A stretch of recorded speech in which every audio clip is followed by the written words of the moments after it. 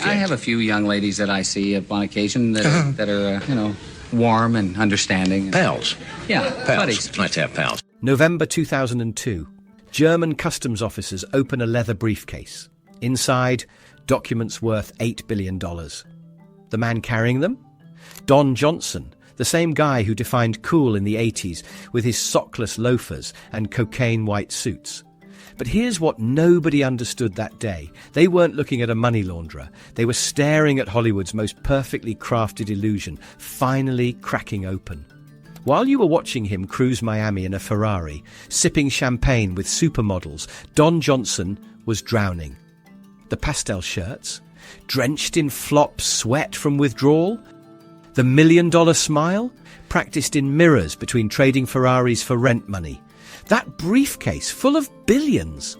He was carrying documents for people whose names he couldn't even pronounce, because when you're desperate enough, you'll carry anything. The man who taught America how to dress without socks couldn't afford shoes. The same feet that danced on yachts were bleeding in borrowed loafers. And the wild part. Even his worst moments were choreographed, when he almost lost his Aspen mansion. 10,000 square feet of pure ego. Someone mysteriously saved it at the last second. When his addictions peaked, rehab happened quietly. When relationships exploded, publicists spun gold from the ashes. But that day at the border, with German officers counting zeros on documents that weren't his, the facade finally shattered. This is the story of how Hollywood's smoothest operator became its most desperate hustler. How the king of cool became the prince of desperation. Forget everything you think you know about Don Johnson, because once you see what was really happening behind those designer sunglasses, you'll understand why some mirrors should never be looked into too closely, especially when they're held by the same hands that built you. Building the Don Johnson brand. Hollywood's dirtiest secret isn't the scandals, it's the manufacturing process. They found Don Johnson exactly where they needed him. Broke, angry, and beautiful in Flat Creek, Missouri. His mother was 16, a child raising a child, while Hollywood executives were already drawing up contracts for rebellious pretty boys. They didn't discover Don Johnson, they invented him. When he walked into his first Hollywood meeting, wearing borrowed clothes and Midwest anger, executives saw dollar signs. Not because of his talent, though he had plenty, but because of his damage. That specific cocktail of poverty, abandonment, and cheekbones that photographs like currency. Make him Miami, they said. Make him untouchable. So they did. They taught him to walk like money moved through his veins, trained him to smile like secrets tasted sweet, the sockless loafers. A stylist's idea to make wealth look effortless. The white suits, chosen because they'd pop on the new color TVs, flooding American homes. But the cameras never caught this. Don throwing up between takes from anxiety. Calling his dealer from his trailer phone. Practicing his casual laugh until his jaw ached because natural cool was anything but natural. The pressure was mathematical. Every gesture calculated, every interview scripted. They even hired a swagger coach. Yes, that's real. To teach him how to make arrogance look attractive. By 1985, Don Johnson wasn't a person anymore. He was a product, a walking, talking advertisement for the American dream, performed by a man who'd never experienced it. And the more successful the illusion became, the more pills it took to maintain it. The factory had built the perfect star. They just forgot one thing. Even the best machines eventually break down. And when they do, the medication starts. The addiction behind the smile. The first time Don Johnson tasted cocaine, he was standing in his Miami Vice trailer wearing a $3,000 suit he couldn't actually afford. The irony wasn't lost on him, playing a cop while breaking the law between takes. But the tabloids missed the real story. It wasn't about partying, it was about survival. Every line of coke was another hour he could pretend his hands weren't shaking. Every drink was another interview where he could sell the lie with a straight face. Remember his mother, 16 and overwhelmed. Well, Don left home at the exact same age. Pattern recognition is a bitch, and Hollywood loved patterns they could exploit. You know what your problem is? His dealer once told him. counting $100 bills in Don's Malibu kitchen. You're trying to escape yourself, but baby, you are the escape everybody else is buying. The schedule was insane. 5 a.m. call times, 14-hour shoots, then mandatory industry parties where refusing a drink meant career suicide. The studio supplied uppers for morning, downers for night, and handlers to make sure he stayed functional enough to film. They called it maintaining the talent. By 1987, Don was spending $1,000 a day just to feel normal. His assistant carried 3 things: his script, his schedule, and a silver vial that everyone pretended was cologne. When a young production assistant found him passed out in his trailer, the studio didn't send him to rehab. They sent a doctor to inject him with B12 and caffeine. The show must go on. The money must keep flowing, and Don Johnson must keep smiling like paradise was a permanent address. But paradise has a price. And the bill was about to come due in ways that would make withdrawal look like a vacation. Because at least withdrawal only costs your health. Love in Hollywood? That costs everything else. Love's expensive lessons. Melanie Griffith was 14 when she met Don Johnson. Read that again. 14. He was 22, playing her sister's boyfriend in the Harrod experiment, teaching her to smoke cigarettes between takes while her mother watched. Hollywood called it chemistry. The lawyers called it something else entirely, but this wasn't just about scandal. It was about the currency of damaged souls finding each other in the dark. By the time Melanie turned 18, they were married. 6 months later, divorced. The wedding cost $50,000. The divorce, $2.3 million. Loving Don Johnson came with a price tag, and every woman who entered his orbit became part of his carefully crafted image and his mounting debt. Barbra Streisand's private jets, Patty D'Arbanville's Manhattan penthouses. Each relationship was a financial transaction dressed up as romance. He wasn't just dating, he was borrowing lifestyles he couldn't afford, one woman at a time. The numbers are staggering. 5 marriages to 4 women. 2 annulments so fast the ink hadn't dried. Child support payments that ate up entire paychecks. By 1990, Don was spending more on ex-wives than most people earned in a lifetime. You know what's funny? Melanie told him during their second wedding. Yes, they married twice. We're only happy when we're destroying each other. She wasn't wrong.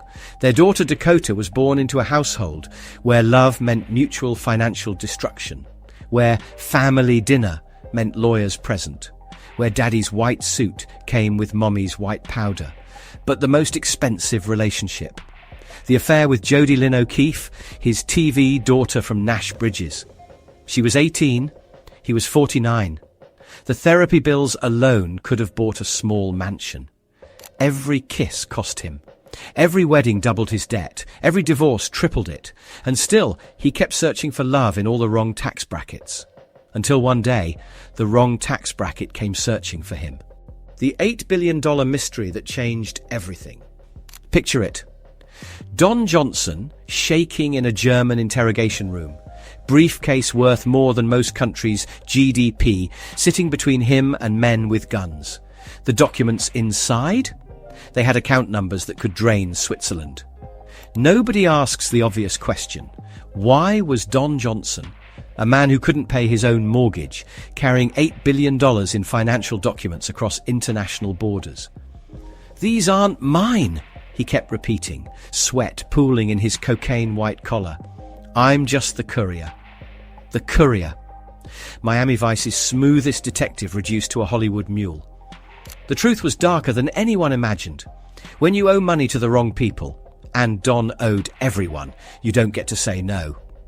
The men who saved his Aspen mansion at the last second.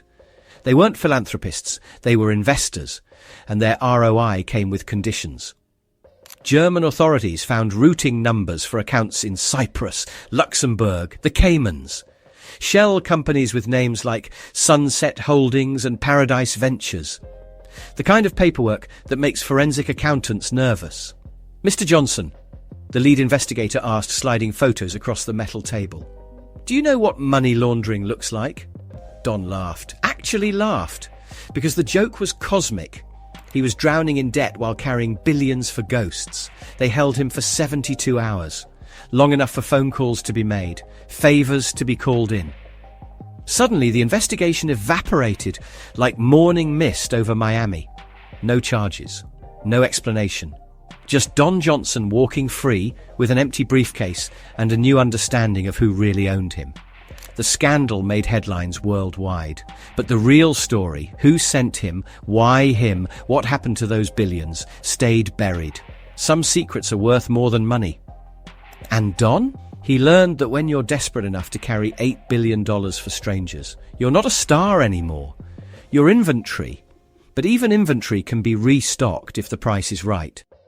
Don's unexpected resurrection. 2019.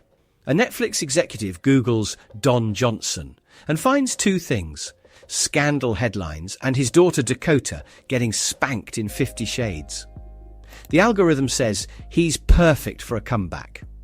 Hollywood loves a resurrection story, especially when it's cheaper than creating new stars. But Don's comeback wasn't about luck. It was about finally understanding the game. At 75, he'd learned something crucial. Stop pretending to be the man they invented. Start being the disaster who survived. His first callback in years.